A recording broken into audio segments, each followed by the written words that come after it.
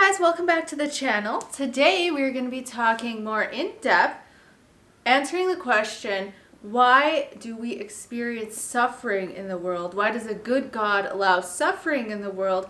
From a slightly different perspective than we have before, I'm going to be answering a couple questions from my comments related to this topic. Don't forget to subscribe to my channel, like this video, and talk to me in the comments. Check out my description box for links to my Facebook and Instagram and my discussion group. Also, I just want to let you guys know, because a lot of you contact me through Facebook Messenger on my Facebook page entitled Love Covered Life. I am actually going to be getting rid of that page and switching all my Facebook activity over to my profile. So any of you that have messaged me, I will shoot you a quick message and let you know and give you the link to where you can message me in the future. I'll also include, like I said, the link to my Facebook profile in my description. All right, let's get to the topic of today's video. I have two questions here that I'm going to be addressing. Number one, why do we need to learn about love at the school of earth if we are already infinite love in the spiritual realm, a drop of God in the ocean of God, so to speak? And number two, how can God be all love and light with no darkness and evil, but create a duality? This doesn't make any sense. So both of these questions are incredibly good questions, and honestly, I've been putting off answering questions of this type because I myself have been working through the answers to these questions over the last few years. When I began reading near-death experiences about 4.5 years ago, I had most of my deep questions about life answered. Who am I? I am a unique expression of divine love. Where did I come from? I was born out of love. What is life all about? Life is all about love. It is because of love and from love and for love and to love. And why am I here in this world? I am here to learn about my true nature, which is love, through contrast or experiencing love's opposite. But then the next questions would come. If I already am love, why do I have to learn about love? And why do I need contrast in order to do that? Isn't there a better way that doesn't involve suffering? And I think the full answer to these questions really lies beyond our ability to grasp with these finite minds. Having said that, I grew up in church and they used to use this excuse all the time. We can't really explain that to you because God's ways are higher than our ways and beyond our ability to understand. And they would say this as a way of dismissing inconsistencies in their belief system that they didn't want to deal with honestly. So I'm not going to do that to you guys here. I'll give you my best shot at answering these questions. Just know that this is my limited human way of explaining things. So let's lay a foundation here. The foundation that I'm going to present comes from a more mystical approach to Christianity. But the non-dual teachings of Eastern religions and really most mystical religions have the same underlying themes. Also, other spiritual sources that I have personally studied in depth over the past few years: near-death experiences, Dolores Cannon and Michael Newton's regressive hypnosis work on life between lives, A Course in Miracles, and Law of One, all lay the same basic foundation for us, although they each have their own unique wording that they use to express the same principles. Christ is all and in all, Colossians 3:11. This is the basic premise of Christian mysticism. Christ's first expression or incarnation was the creation itself. Christ is what John's Gospel calls the Logos, or the Word of God, or the act of creation itself. As Richard Rohr would say, the universal Christ. It is the whole created universe. Christ is everything and in everything. John chapter 1. In the beginning was the Word, and the Word was with God, and the Word was God. He was with God in the beginning. Through him all things were made. Without him nothing was made that has been made. In him was life, and that life was the light of all mankind. The light shines in the darkness, and the darkness has not overcome it. Science has told us that everything is made out of light energy. God says in Genesis chapter 1, "Let there be light." This was the beginning of the creation of the physical universe. Light is, as the law of one would say, God's physical expression of himself. God wanted to experience himself, so he expressed his infinity in the physical form of light, which could be used to create matter. So everything is light, and this light is the presence of the divine in physical form. We are all made of that divine presence. This is the Logos. This is the Christ. Everything is the Christ. And that's what Jesus was expressing when he said, I and the Father are one. And then when he went on to say, not just my Father, but your Father, our Father. The entire universe is the very present expression of the I am. That name, I am, is Hashem in Hebrew and is actually best expressed not as a word, but as a breath. God is the breath of all life that is continually creating and sustaining everything. This includes every rock, tree, planet, animal, every snowflake, every blade of grass, every person. We are all expressions of God's light. We are all expressions of the universal Christ. And remember, when God finished the creation back in Genesis, he said, it is very good. As A Course in Miracles would say, what God has created is innocent and perfect and good. If we experience it any other way, we are experiencing an illusion. It is our perception of ourselves that is off, which then reflects itself on God's creation. We are not experiencing ourselves, as the Course would say, as the Son of God. Or as a Christian mystic would say, we have forgotten that we are the Christ. 1 Corinthians 3:16. Do you not know that you are God's temple and that God's Spirit dwells in you? So this is the foundational knowledge. Everything is an expression of the divine presence and is perfect and whole and good. Any evil that we see, any suffering that we experience is not based in reality, but in some distortion of reality. Now, different sources will give different explanations as to why we perceive distortions in reality, but really when we look closely, we see again that they are all basically saying the same thing. The Bible says in Genesis that Eve ate from the tree of the knowledge of good and evil. Most fundamentalist Christians actually forget the word knowledge and just read Eve ate from the tree of good and evil and that she chose to do evil. But it actually says the knowledge of good and evil. So she chose an experience of contrast between good and evil, even though God's good and perfect creation is all that really exists. A Course in Miracles says that after God created his Son, which means his universal Son, that includes all of us, we began to imagine what it would be like to be separate from God. And since projection makes perception, we began to perceive and experience the separate world that we had imagined. And of course, separation from God is suffering because God is the source of all life. And so in our minds, we separated ourselves from our source of life. And so we suffer here in this dream world created by our own imagination. Law of One states that God, who in the beginning was infinite awareness, projected himself first metaphysically as the energy of love, and second, physically as light. And the second projection of light was the creation of the physical universe. Sounds a lot like what we heard in John 1, doesn't it? God did this because in order to understand love, which is his metaphysical nature, we needed light, wisdom, illumination, or understanding. So that's what this physical world is. It is the light or the illumination of love. It is, in other words, the way that we practically and experientially understand the true nature of God. In order to know what love is, we must experience its opposite so that we know what love is not. And this is the tree of the knowledge of good and evil in the biblical narrative.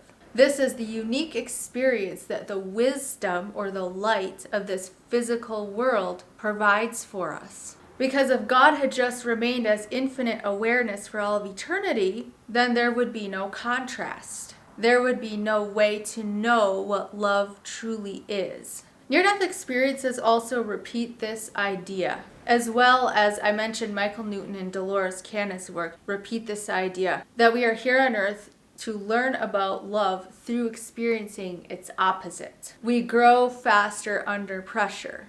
We come to both know and understand our true nature, which is love, and to fully grow and develop into it through contrast. So for instance, if you were never truly thirsty, if you always had more water available to you than you could drink, then would you truly appreciate water? If you spent your entire life living inside an ocean like a fish, then would you even understand what water is? Would you even recognize its presence? Because it would just be so much a normal part of your life. Or would you appreciate water more if you were working outside on a hot day with nothing to drink? Then at the end of the day, when you experience that moment of having your thirst quenched, you understand what water is to you. In the same way, do we truly know what love is if we are surrounded by infinite awareness of love for all of eternity? Maybe not. Maybe we need to come here and have people betray us and hurt us and experience loss and pain and abandonment and lack in order to truly understand I am whole, I am eternal, I am love. And when somebody is not loving me, when I am deprived of love, I learn I am love because I can respond in love to unloving situations. Personally, I fully understood that I am infinite, I am abundant, through the experience of not being able to consistently put food on the table for my family. I fully came to understand I am whole and complete through the experience of childhood trauma and a pattern of broken relationships that followed me throughout my life. I fully understood forgiveness when there were things that I needed forgiveness for and people who needed forgiveness from me. And I fully awakened to the experiential knowledge that God is love, through being raised in an oppressive religious environment where I was taught the opposite and then having this slow but sure awakening to the truth. I would not trade this for anything. Now I know that this can come across really harsh to people who are suffering, and I know there are people in the world who have suffered far more than I have. And because of this, it's not always the best answer to give somebody who's in the midst of suffering. Say, somebody who's lost a child or is trying to recover from years of childhood trauma. In those moments, it's better to just be present and carry the grief with them. But it can be valuable for us to try to intellectually grasp this during normal times, before the hard times in life hit us, so that when we do experience suffering, we are better prepared to take advantage of the catalyst. So let's go over the two questions from the beginning again. Number one, why do we need to learn about love at the school of earth if we are already infinite love in the spiritual realm? Well, this may be a poor analogy, but just because we are something doesn't mean that we fully understand or know how to be that. Just because we were born as humans, for instance, doesn't mean that we know what it is to be a human. We still have to learn to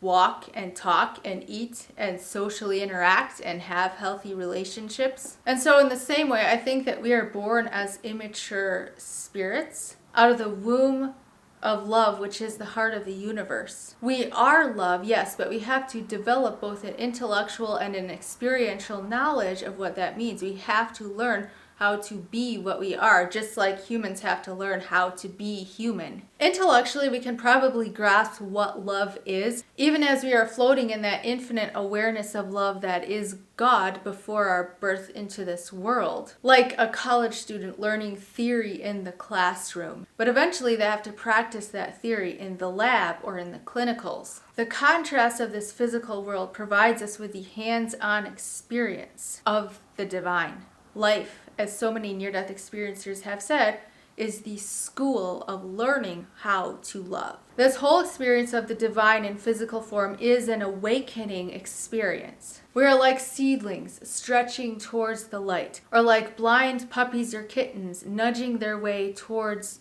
their mother's warmth, or like planets orbiting a star. We are continually ever drawn towards the light and the presence of I am, while simultaneously awakening to the fact that I am too. That light that I am growing towards is already within me. As A Course in Miracles says, those who seek the light are merely covering their eyes. The light is in them now. And this perfectly sums up what the suffering in this world is meant to teach us. Recognizing that presence of I am within you is like waking up from a dream. The dream of thinking that we could ever be hurt or unsafe or alone, or that we could ever hurt or attack another. We awaken into the remembrance that God is love and I am love and everything is love, like a flower opening to the light. And question number 2, how can God be all love and light with no darkness and evil, but create duality? Well, I'm not sure if God created duality or if we did, or if somehow that's the same thing. But that's something we may not fully know the logistics of from this end. What I can say with confidence is that the duality is an illusion that serves the purpose of giving us an experiential knowledge of love.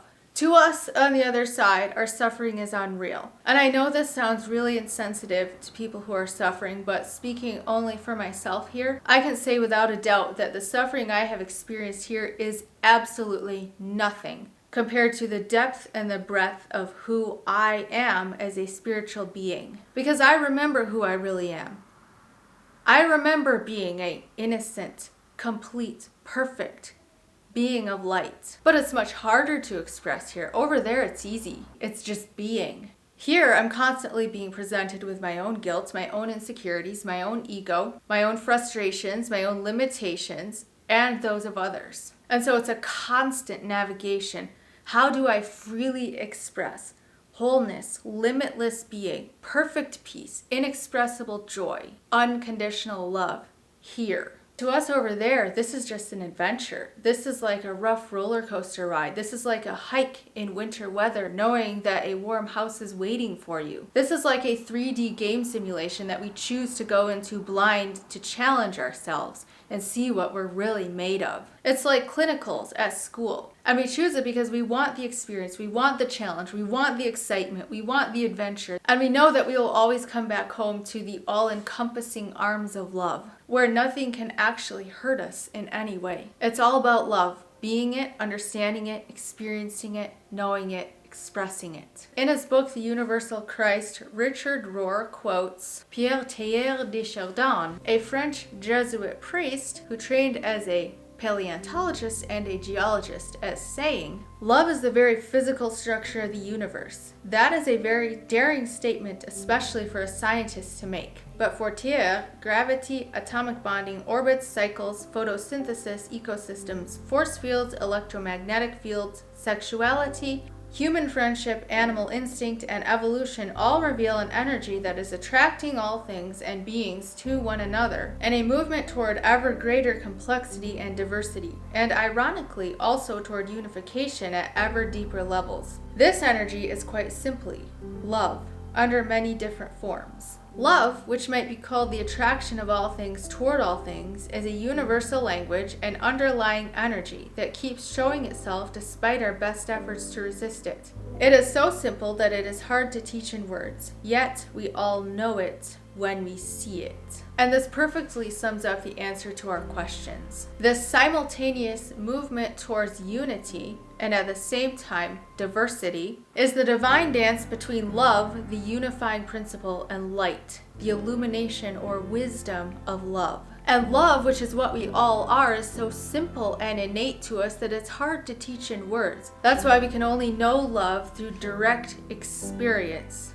of contrast. That's what this life is all about, and that's why we have to learn to be what we already are. And that's why duality, or the wisdom of light, exists. Don't forget to talk to me in the comments, guys. Be loved, be happy, be at peace, and thank you for watching.